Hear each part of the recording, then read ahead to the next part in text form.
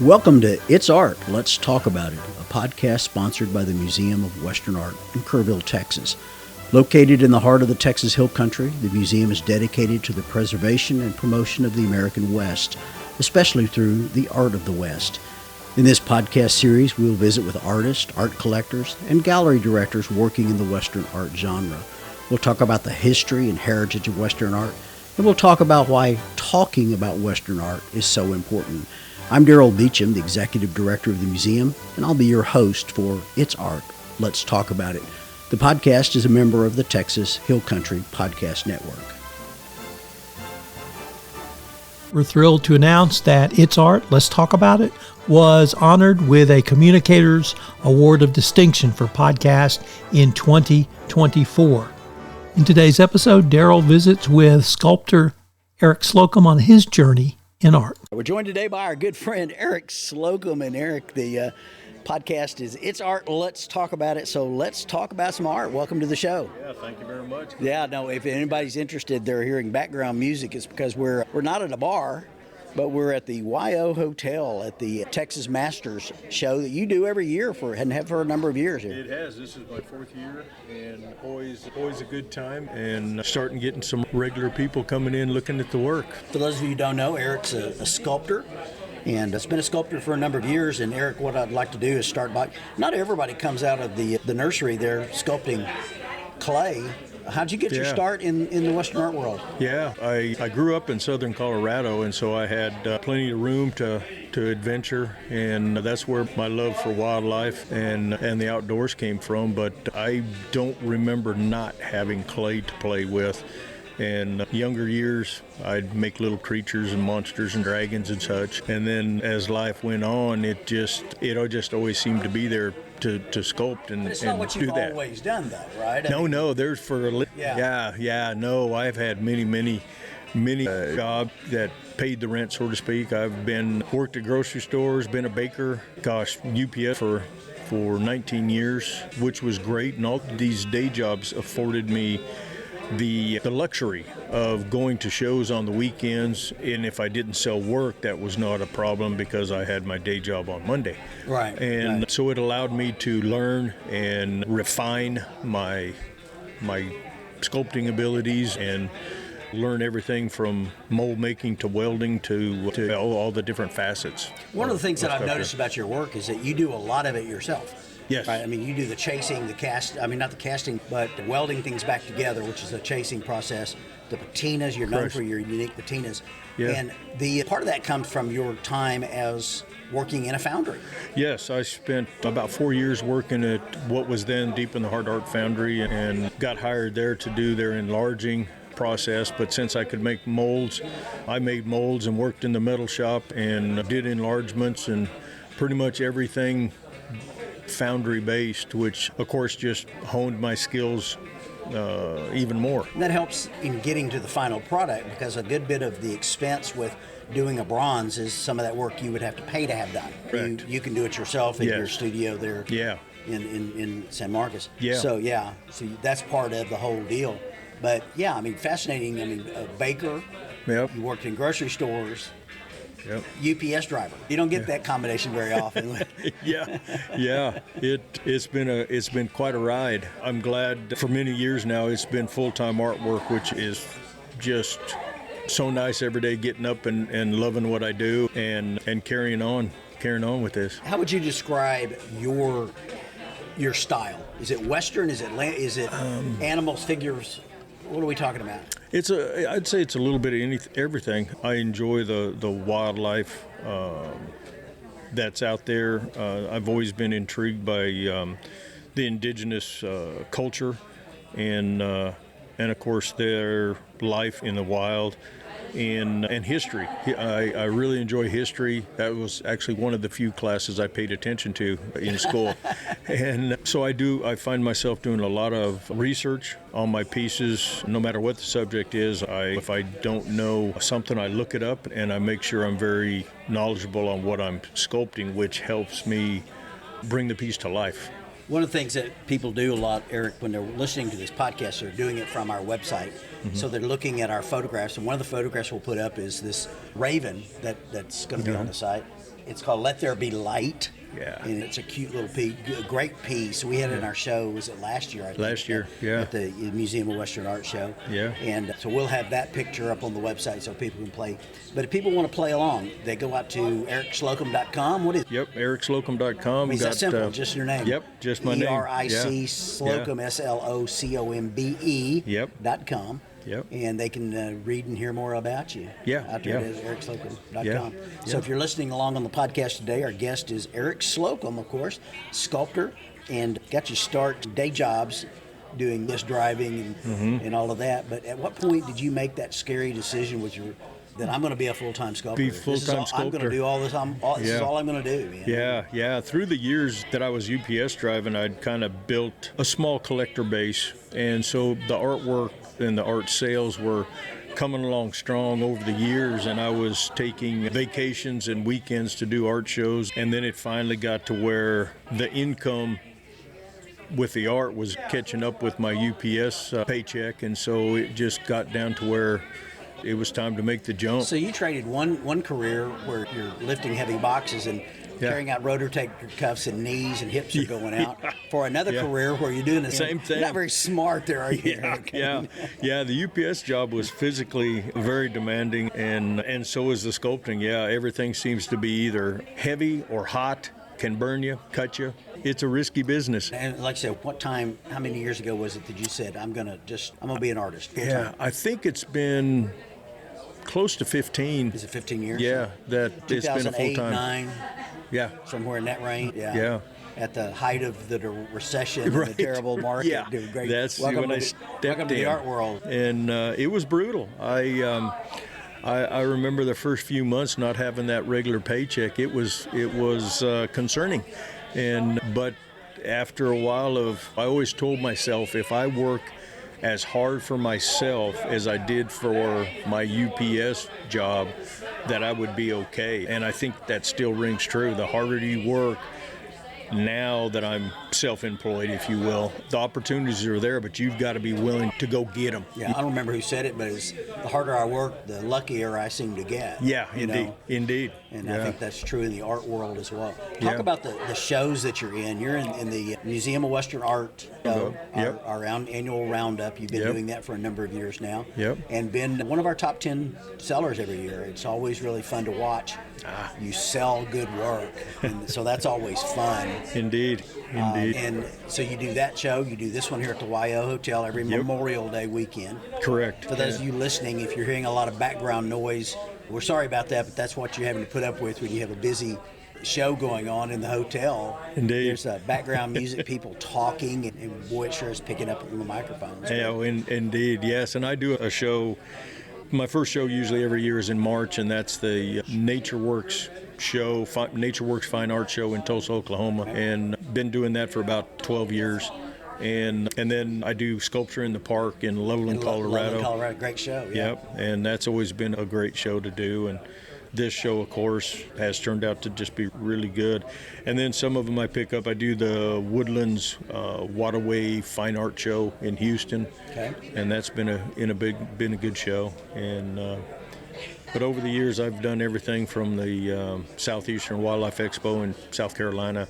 Gosh, what other ones? And then a lot of little shows in Spicewood used to have Safari International. Yeah, Dallas Safari Club show. Did that for a number of years, and just all these shows, just building more collector base, more knowledge, learning the do's and don'ts, everything from lighting to tables to set the bronzes on. Just always trying to find something might be quicker, easier, show off the art a little better, and it's a continued evolution in the trade. Talk about your standard day, or is there a standard day? Yeah, I mean, you work. Are you one of those sculptors who stays up all night sculpting, or is it morning only and then design in the afternoon, or fabrication in the morning? What does your day look like? I'm usually up by 5. It's in the morning, folks. In the morning, in the morning, in the a.m. And usually I get to the studio about 7, and I usually put in a couple hours of work early, if not more. And then, of course, you've got the day in, day out things of everything from taking care of the pets to the yard work and stuff like that. But I spend a good solid 8 hours a day doing artwork. And then sometimes it creeps into 10 or 12 hours. We were talking last night with other artists, and Jason Skull comes to mind, good friend of ours, both of us, and did the inaugural interview here on It's Art, Let's Talk About It. And one of the things he said, art's not what you do, it's who you are. Correct. You talk about an 8-hour day, your 8 hours may not be a 9 to 5. I mean, it may be, Correct. It's 24 hours a day that you're putting in at least 8 or 10 hours a day on your art, trying to... Yeah. And when I'm not physically sculpting, I'm doing research on a certain indigenous tribe or a certain kind of animal, or I'm out actually viewing the animal or going to museums, looking at artifacts, just everything I can do to bring more life to the piece, more interest. I think people like stories. A lot of my Native American pieces have either historic facts or a tale or a story of some sort that my collectors really seem to be interested in. And so that's always fun too. Yeah, we got people walking by the booth. There's Charlie McIlvain walking by right now. The world famous Charlie Max and his lovely wife, and they're here to shake hands and look at art. And so we're glad to have Charlie join us on the show today. He didn't know he was going to be live on radio right there. So. Were your ears just burning, Darrell? Yeah, my ears are always burning, Charlie. But your work is some of storytelling in a lot of cases. I mentioned Let There Be Light. There's a story with that. Correct. And you love being able to say to people when they're interested in your pieces. And I'll never forget, one of your collectors said, what's the story with that? And 15 minutes later, when you were finished telling them the history of it, they thought, oh my God, I just thought it was a pretty Indian maiden with a, but there's this history behind everything. And you seem to really want to pour into the history. Yes, and it's amazing how you can dive into the history book, if you will, or the artifact or what have you, and the more you dig, the more you can find. And then it never fails. I'm doing research on one piece that leads me to the next piece. I run across a little story or photograph and that catches my eye or something interesting, and off I go. And I've gotten myself in the habit of making sure I write that stuff down, because I've probably forgotten more good ideas than I've remembered. And so it's important to write stuff down. And when I sketch, I feel everything three-dimensionally. I see everything three-dimensionally. And so I just do little pinch sketches. I do little mini sculptures of these things to kind of work out some details and some shapes. And sometimes I'll do something like that real quick, just so that spontaneous idea that comes to mind, I've got a reminder of it, and that helps a bunch. And since I don't sculpt, don't sketch, that's what I do. That's called sketching in the artist world, is those little miniature size things. Talk about the process. Once you finish, you decided, okay, this piece, Let There Be Light, is finished.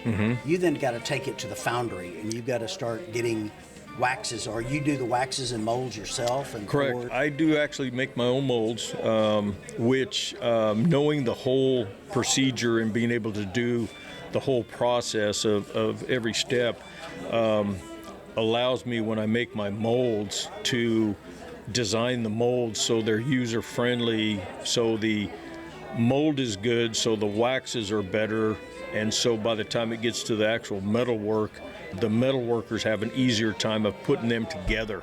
And I've found this helps a lot. And what it has done too is other artists that I know that use the same foundry, they've started asking me if I would make their molds as well. And so I've got a number of artists that I make molds for, and a lot of times when I'm making molds of my work, I just throw theirs in the mix as well, and I can usually turn them around pretty quick and get them to the foundry, which helps production, getting the finished product out the door.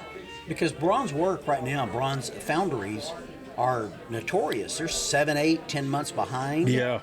And I mean, we've got artists all the time talking about bronze sculptors talking about, it's from the moment they finish the clay to the time they get back the piece, it could be a year in some cases. Yeah. And that really cools off the market, especially if something's really hot. Yes. Right? Yes, indeed. And that's where I myself have gotten in the habit. If I sell one piece, I get 2 more cast, and it allows me, I should say, to have another piece available. When I sell one, I can just set another one up on the table. Let's give you the inventory that we see here in the booth at the YO show, which is, again, I want to do a little plug for all the folks here at the YO. It shows every Memorial Day So by the time you hear this podcast, this show's going to have closed. Don't go rushing down to the YO to see this show. But they do it every Memorial Day, the Memorial Day weekend. But I look around your booth and you've got, probably 30 pieces or more. Yeah. And I know there's some black drapes over tables. Yeah. And that's probably where the extras are housed. That's right. right? Yep. I've got plastic totes with extra bronzes underneath the tables, and it served me well to be able to sell a piece. And as it goes out the door, I go underneath the table and set the next one on top of the table. Talk about that market, though. I mean, is it one of those? Art is an emotional market? Yes, very much that emotional tie that people see or feel when they see a piece, be it a happy emotion, sad.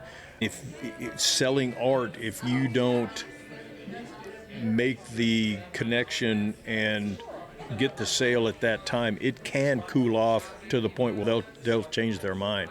And I think it's crucial in an art career. People won't buy ideas. They won't buy talk. They want to see a piece that they can put in their hands and take home. And hold right that moment. Yeah, right that moment. They want to take it home with them. And I'm doing my best to try to help them. Yeah, and one of the things I've enjoyed at the Museum of Western Art when we have our Roundup exhibition is that we have a work of yours for sale, and if there's one red dot on that piece, it's going to stay there through the end of the show. But if you've only got the one piece, but you always have been kind enough to bring us multiples. And so that person I can sell it, and I can say, let me go to the back and get it for you. Yeah. It does two things for me. It gets it off my inventory of things I've got to keep up with, and it gives them immediate satisfaction of not having to wait until the end of the show. Indeed. Same thing happens with the art in a show like this. If they can't walk out with it at that very moment, Yep. those are the things. One of the things I've noticed about your work, and people talk about it a lot. Matter of fact, there's a guy this afternoon came up. He said, "God, I just love the way you painted this." Correct. Patina. Yes. Basically. Patina. The patina that you've used on it. Your patinas are, in fact, unusual. Is that because you've just spent so much time doing it yourself that you work with different chemicals and work with different ways?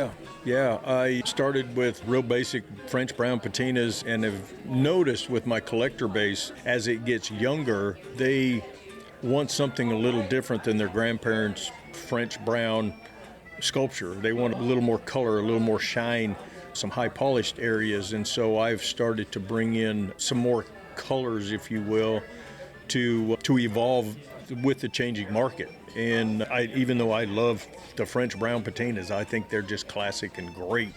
But to survive in this world, you have to be able to adapt.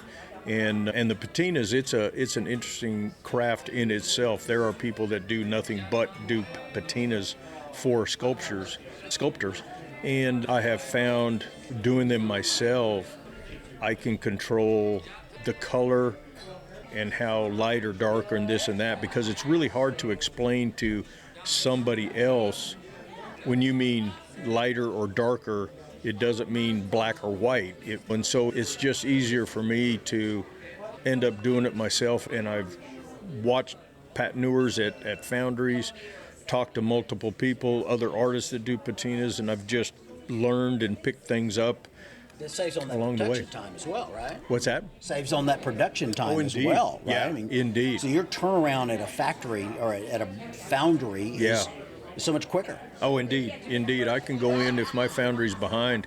For instance, I can go in and pick up and put pieces together and finish things up and get them home before the other people, just because I have the ability to work the metal or do the patina. Making the molds helps a lot. I don't have to sit and wait while they make my mold. I can walk right in and take it right to the wax room and get the production going. And so that's a huge advantage. Talk about that, or speak to that young sculptor who's out there listening to this podcast. We have 4,500 listeners, which people find awesome. Amazing. They have that many. We have people who are listening to It's Art, Let's Talk About It.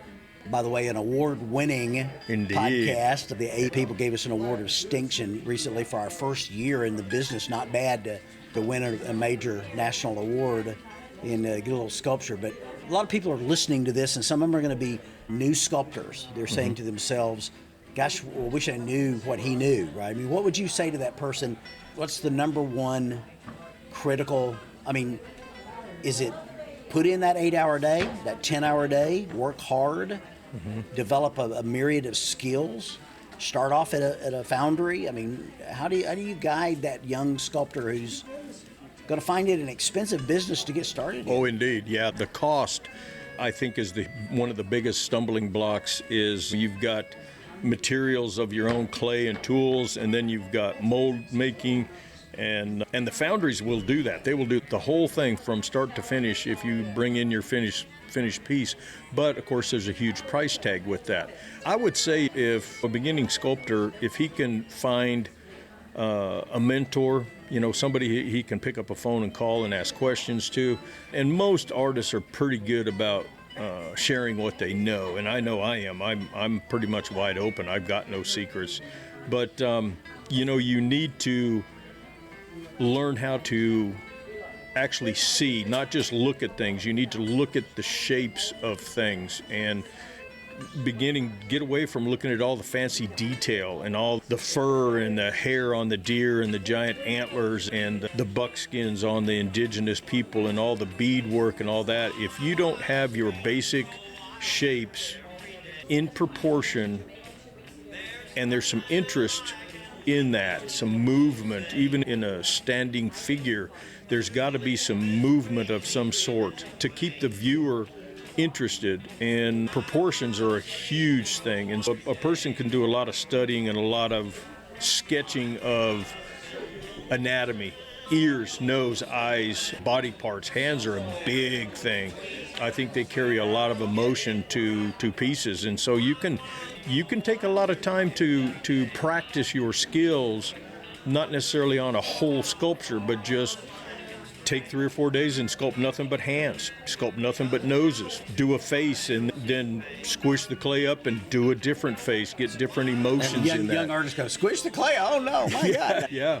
One of the things I've noticed and known for like the last 5 years, you've taught every summer at the Western Art Academy at Schreiner University. Yeah. It's sponsored by the Houston Livestock Rodeo Show and the Museum of Western Art's always involved in that. Yep. And I go up to the studios there in Schreiner and watch you looking at kids. And one of the things I noticed last year was a young lady who, she did this most magnificent piece, but it can never be cast.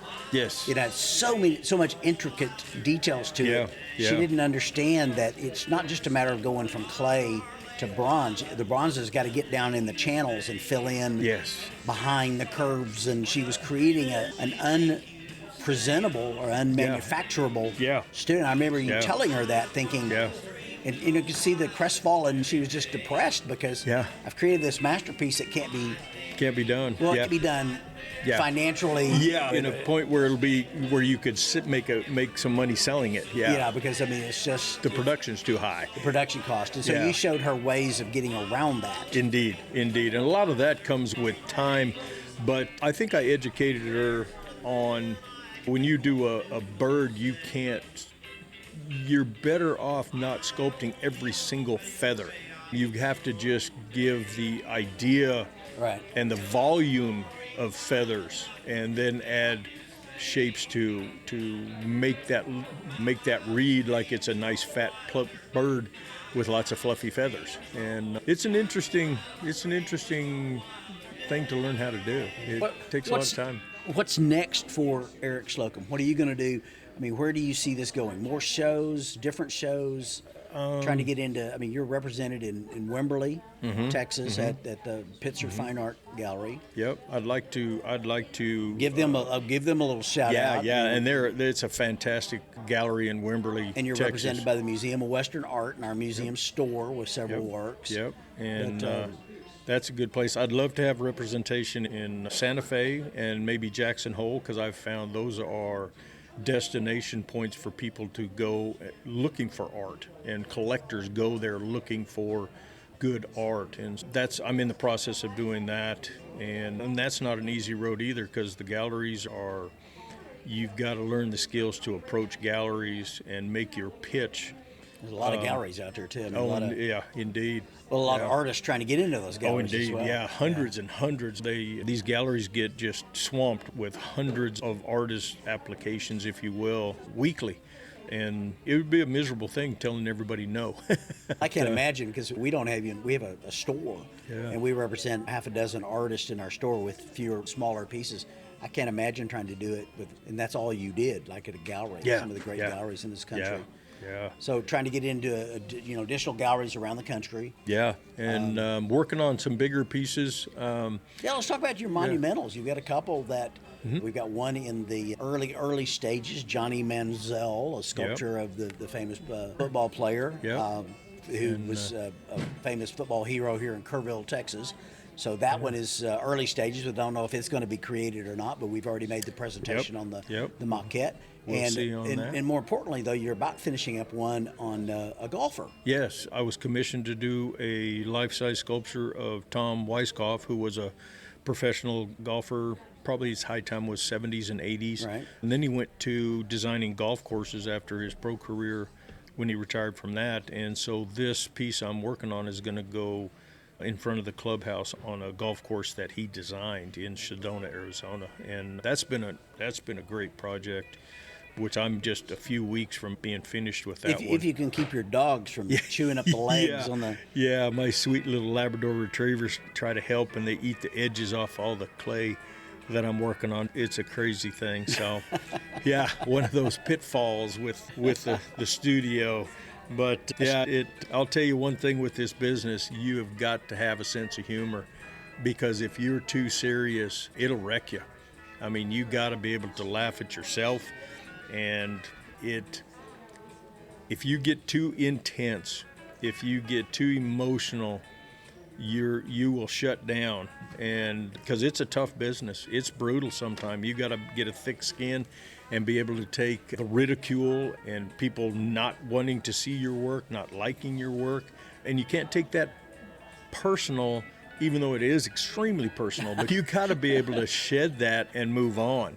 But that self-confidence takes some building. You have to work on it. That's good advice to young sculptors out there to say that. So, Eric, we appreciate the time on the show today. Absolutely. It's art. Let's talk about it. Our guest today has been Eric Slocombe, sculptor extraordinaire out of San Marcos, Texas.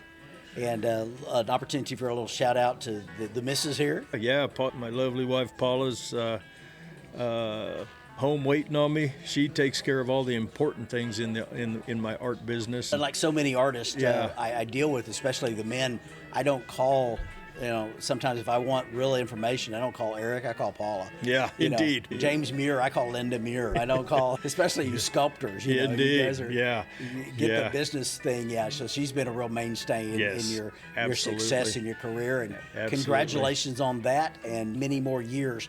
EricSlocombe.com. It's Eric Slocombe, SLOCOMBE.com. Yeah. And there'll be more information on our website there. If you're playing along down at the bottom of the page, look at images from Eric's work, the history of his work. Find his website, go out and visit with him on that. Reach out to the man if you're interested in his work, or reach out to the Museum of Western Art, and we'll get you in touch. Indeed. Thank you very much. Eric, thank you for joining us today on sir. It's Art, Let's Talk About It. And that wasn't too painful, was it? Not too bad. Not too bad. Thank you for joining us today, Eric. Appreciate it. Yeah, it's always weird doing that. It's just weird. Yeah. We hope you've enjoyed this episode of It's Art, Let's Talk About It, a production of the Museum of Western Art in Kerrville, Texas. We hope you'll visit the museum in person. We're located at 1550 Bandera Highway in Kerrville, Texas. Find out more about us by going to www.museumofwesternart.com. And we hope you'll join us next time for It's Art, Let's Talk About It. The podcast is produced by the Texas Hill Country Podcast Network.